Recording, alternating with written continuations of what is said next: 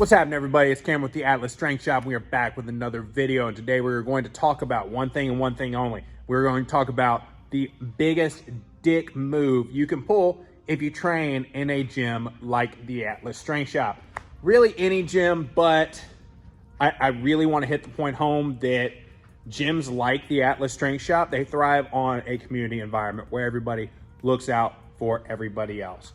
Might be hyperbole to say this is the biggest dick move, but it's a pretty big one. And rule number 1 and 15 are don't be a dick here. Before we do that though, what I'd like you to do is please like this video and subscribe to the channel. It really does help us out a ton. You done that? Okay, cool. I appreciate it. Let's move on. So at the Atlas Strength Shop, as you know, if you've been following us for a while, we primarily deal with two kinds of people. We deal with strength athletes, so your power lifters, your strongmen, your Highland Games, your Olympic lifters.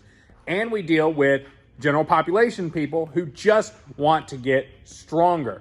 And from what I've noticed, it's usually the strength athletes that forget about that fact. They forget that not everybody in this environment is a 600-pound deadlifter. There are a lot of people who aren't at that level yet. Some are trying to get to that level. Some have no aspirations of getting to that level. But that's where kind of the dick move comes into play. And here at Atlas, we have well over 100 members now. We started off very small, but we have grown a lot. And as we've grown, most of those people who are coming in are not the strength athlete types. They're gym pop. They're just trying to get stronger. And if you do this one thing, you're really putting them behind the 8 ball. This is that one thing right here. Whoever did this is a jerk. They left 100 on the hack squat machine. Now, for a lot of people, that's no big deal. But we have a lot of members, like I'm thinking of one in particular. I'm not gonna say her name, but she is probably 4'9" and weighs 102 pounds. She wanna do hack squats. You think she's getting this thing off? Probably not. It's at a slight incline, which means she would have to literally put vertical force and horizontal force to get this plate off. There's no lip there. It's stuck there until somebody who's strong enough to move that does move it.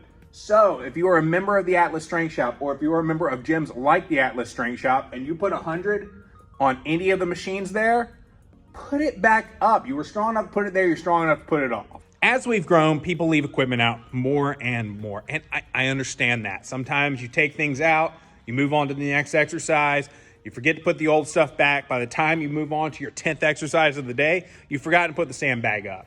I understand that comes with the territory sometimes, but that's probably the biggest one. I would rather you leave a 300-pound sandbag in the middle of the turf and I come in here and I have to move it than somebody leave a 100-pound plate on one of the machines. Am I being hyperbolic? Am I making a mountain out of a molehill?